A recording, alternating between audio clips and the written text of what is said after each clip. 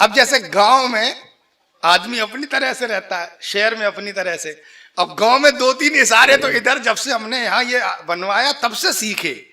शहर में आदमी जैसे वैलेंटाइन डे चल रहा तो ऐसे करेगा तो लोग समझेंगे प्यार कर रहा है, और हमारा नरेश भैया ऐसे करे तो समझ लो बीड़ी मांग रहा है।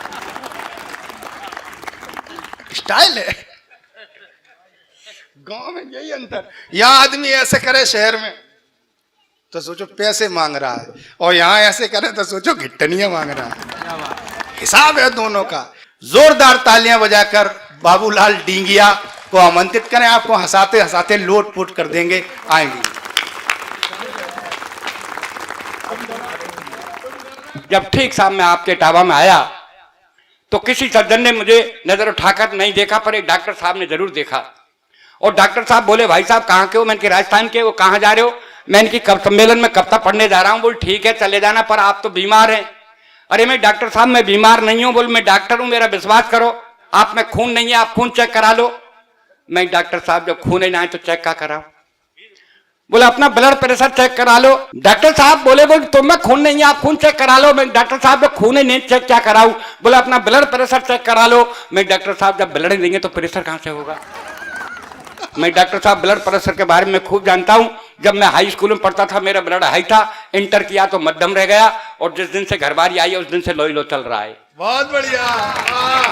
फिर भी साहब डॉक्टर साहब ने सिरिंज उठाई, मेरे लगाई। 10 मिनट बाद डॉक्टर साहब के पसीना खून नहीं मिला। डॉक्टर साहब ने कहा भाई साहब आप में खून नहीं है। मैंने उसकी सिरिंज को तोड़ा। मैंने कहा डॉक्टर साहब आपके बजाय तो हिंदुस्तान के मच्छर अच्छे हैं, जहां मुझे काटते हैं वो तुरंत खून निकाल लेते हैं। माफ करना साहब, मैं डॉक्टर की रचना पढ़ रहा हूँ और उत्तर प्रदेश के की नहीं पढ़ रहा हूँ। मैं तो राजस्थान के डॉक्टरों की पढ़ रहा हूँ कि मरीज का दाहिना पैर कटना था, डॉक्टर साहब ने बायां पैर काट दिया। 4 पंक्ति दे रहा हूँ, अच्छे लगे तो आशीर्वाद मुझे देना, और अगर पसंद ना आए तो मनोज जी से कहना कि एक मरीज की अंतिम चल रही थी घड़ी, एक मरीज की अंतिम चल रही थी घड़ी और डॉक्टरों की भीड़ घेरे खड़ी। एक मरीज की अंतिम चल रही थी घड़ी और डॉक्टरों की भीड़ घेरे खड़ी। तो डॉक्टर साहब मरीज से बोले, बोल भैया तेरी अंतिम इच्छा वो तो बता जा। मरीज बोला, डॉक्टर साहब मेरी अंतिम यही इच्छा कि मेरी जगह तू मर जा। मरीज बोला, वो डॉक्टर साहब मेरी अंतिम यही इच्छा कि मेरी जगह तू मर जा। तो डॉक्टर साहब हो गए नाराज। मरीज बोला, हजूर आप क्यों होते नाराज? मेरी विनती पे दीजिए ध्यान, आप तो इस कलयुग के साक्षात भगवान। डॉक्टर बोला कैसे? मरीज बोला ऐसे कि चौराहे पर हुई हत्या को आप आत्महत्या में लिख सकते हैं। चौराहे पर हुई हत्या को आप आत्महत्या में लिख सकते हैं, और दाहिने पैर की जगह आप बाएं पैर को काट सकते हैं। तो क्या डॉक्टर साहब मेरी जगह आप नहीं मर सकते हैं? क्या मेरी जगह आप नहीं मर सकते? एक बार ऐसा हुआ साहब, मनोज जी ने कहा यार हमने राजस्थान में भरतपुर का किला नहीं देखा है, किला दिखा दो। मैंने कहा भाई साहब पधारो। ये गए भाई साहब, भरतपुर का मार्केट घूमा, बच्चा इनका छोटा गोदी में था, बच्चे इनकी धर्मपत्नी साथ साथ थे। अब जब जैसे ही बाजार में घूम के इनके बच्चे से कहा, बोल बेटा बोल ये भरतपुर है राजस्थान है, क्या लेगा? तो बाजार में बताई तो इनके बच्चे ने कहा, पापा मैं पार्ले की बिस्कुट लूंगा। अरे बोल कम का तुम्हारे उत्तर प्रदेश और इटावा में कम है जो तू यहां से लेगा? नहीं मैं तो लूंगा। बच्चा रोने लगा था। तो इनकी धर्मपत्नी ने इसको समझाया कि ठीक है बच्चे को दिला दो। तो साहब बच्चे को पार्ले का बिस्कुट दिला दिया, और इनका बच्चा उस बिस्कुट को बड़े चाव से खाने लगा। अब बच्चा बिस्कुट खाते खाते अकस्मात एक बिस्कुट उनके हाथ से गिर गई। वो बच्चा उस बिस्कुट को उठाने लगा तो इनकी धर्मपत्नी ने बच्चे का हाथ पकड़ा और बोला, बोल बेटा क्या कर रहा है? बोल मम्मी बिस्कुट गिर गई मैं उसको उठा रहा हूं। बोल नहीं बेटे, गिरी हुई वस्तु कभी नहीं उठानी चाहिए। अगर तुम्हें अब बिस्कुट की आवश्यकता है तो बाजार से दूसरा और ले लेंगे। बच्चा समझदार था, सब बिस्कुट वहीं पटक दिया। जैसे ही मनोज जी, इनकी धर्मपत्नी और बच्चा भरतपुर जिले के किले की सीढ़ियां चढ़ने लगे, मनोज जी को ठोकर लगी, मनोज जी गिर गए। इनकी धर्मपत्नी ने उठाने लगी, बच्चा समझदार था, तुरंत हाथ पकड़ा, बोला बोल मम्मी क्या कर रही है? बोल बेटा तेरे पापा जी गिर गए, इन्हें उठा रही है। बोल मम्मी नहीं, गिरी हुई वस्तु कभी नहीं उठानी चाहिए। नहीं मम्मी, गिरी हुई वस्तु कभी नहीं उठानी चाहिए। अगर पापा की आवश्यकता है तो राजस्थान से दूसरा और ले चलेंगे। ऐसे मनोज जी हैं। सुबह सुबह का वक्त, सुबह सुबह का वक्त मस्जिद की अजान और मंदिर की झालर कितनी लगती है प्यारी। सुबह सुबह का वक्त मस्जिद की अजान मंदिर की झालर कितनी लगती है प्यारी। और चाय का प्याला लेके मेरी चारपाई के पास खड़ी घरवारी बोली, अजी सुनते हो? मैंने कहा सुन रहा हूं, बहरा नहीं हूं, बोल क्या कहना है कह दीजिए। बोल मैं कब की खड़ी हूं, लो चाय पी लीजिए। मैंने कहा सुबह सुबह का वक्त है, राम रहीम का नाम लेने दीजिए, इस चाय को 10 मिनट बाद दीजिए।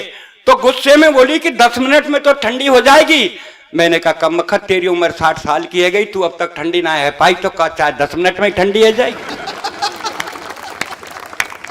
मैंने कहा कम वक्त, तेरी उम्र 60 साल की है गई, तू अब तक ठंडी ना है पाई, तो का चाय 10 मिनट में ठंडी हो जाएगी। साहब इतनी कहने पर गुस्से में तेज कमरे से बाहर आके बड़े जोर से रोने लगी, भगवान से प्रार्थना करने लगी कि हे भगवान, मेरी एक अर्जी है, आगे आपकी मर्जी है, मेरा एक थोड़ा सा काम कर दीजिए, इस संसार से मेरे पति बाबूलाल ढीगिया को उठा लीजिए, मुझे विधवा बना दीजिए। ताली बजाओ, जोर से बजाओ, विधवा के नाम पर ताली ना बजा रहे साहब। अब इतनी सुनने पर साहब अपन भी गुस्से में तेज, बैग उठाया कमरे से बाहर। घरवारी बोली कहां जा रहे हो भरतार? मैंने कहा आत्महत्या करने। अरे बोला आत्महत्या करनी है तो जल्दी कर लीजिए, ये भी आपके हित में होगा, और 4 दिन पीछे मरा तो तेरा दाह संस्कार नहीं होगा। मैं बोला कैसे? घरवारी बोली ऐसे कि मैं देख रही हूं ये पर्यावरण का सीजन, और जब खाने पकाने को नहीं तो तुझे जलाने को कहां से लाऊंगी ईंधन, तुझे जलाने को कहां से लाऊंगी। ओ मैंने कहा तू मेरा ईंधन की फिक्र मत कर। मैंने कहा तू मेरे ईंधन की फिक्र मत कर, तेरा ध्यान किधर, मैं समझाता हूं, आओ उधर। ठीक मेरे मरने के बाद शमशान घाट जाना और 5 हीटर रख के घर चली आना। मेरे मरने के बाद शमशान घाट जाना और 5 हीटर रख के घर चली आना। बड़े बेटे को समझाना, बेटे जाना बटन दबाना और पापा को जला के घर चले आना। बोल ठीक है, तेरे मरने के बाद, ठीक है तेरे मरने के बाद मैं शमशान घाट जाऊंगी, 5 हीटर रख के चली आऊंगी, बेटे को समझाऊंगी, बेटा जाएगा बटन दबाएगा और तुझे जला के घर चला आएगा। पर तू एक बात बता, मरने के बाद स्वर्ग या नरक जाएगा, पर इस महंगाई में जो 5-5 हीटरों का बिल आएगा उसे का तेरा बाप चुकाएगा, उसे का तेरा बाप चुकाएगा। जी वाह। मैं माता बहन बैठी है, वाह वाह। माता बहन बैठी है, एक छोटा सा व्यंग। परसों के रोज मेरे एक मित्र का कार्ड आया था, परसों के रोज मेरे एक मित्र का कार्ड आया और उसकी बेटी की शादी, उसमें मुझको बुलवाया। लिखा भैया आना, आपके बस की कुछ ना हो तो केवल कन्यादान कर जाना। साहब मैं 5 बर्तनों का सेट और 11 रुपया नेट लेकर घर से रवाना हुआ। वहां देखता हूं बहन बेटियों का ताता, कोई आता कोई जाता। एक कमरे में बबीता और उसकी सहेली, पास में बैठी थी दुल्हन नई नवेली, उसी कमरे में मुझे बिठा दिया। तो एक सखी बोली कि बहन तू पराई हो गई, एक सखी बोली कि बहन तू पराई हो गई, और पराई का नाम सुन के सरोज रो गई। तो देख ये हाल, और वो दुल्हन बोली तत्काल, अरे बोल बाबरी तू क्यों रो रही है? मैं कोई हमेशा को नहीं जा रही हूं, आज सुहागरात कल तल्लाक परसों यहीं आ रही हूं, आज सुहागरात कल तल्लाक परसों यहीं आ रही हूं। देखिए साहब, मेरा एक 6 वर्षीय बच्चा दौड़ता हुआ मेरे पास आया, मेरा 6 वर्षीय बच्चा दौड़ता हुआ मेरे पास आया, बोला बोल पापा पापा गजब हो रहा है, अपनी कॉलोनी में जलने वाला रावण अब की बार नहीं जल रहा है। अरे मैंने कहा नहीं बेटे रावण जलेगा, ये तो ऐलान हो चुका है, पर वो ऐसे वैसे नहीं, राम के बाण से जलेगा। बोल पापा सचमान, रामचंद्र जी खूब चला रहे हैं बाण, फिर भी नहीं जल रहे श्रीमान। तो बच्चे को लेकर साथ में रामलीला मैदान में आया, देखकर दृष्ट में भी चकराया। राम चला रहे थे बाण, रावण के चेहरे पर मुस्कान, उनके मुख से एक ही आवाज, मैं नहीं जलूंगा आज। तब एक सज्जन भीड़ में से धारता हुआ और रावण को पुकारता हुआ बोले रावण तू नहीं जलेगा तो क्या तेरा बाप जलेगा? अरे तेरे बदन में लगे पटाखों से हम लोगों को मजा आएगा।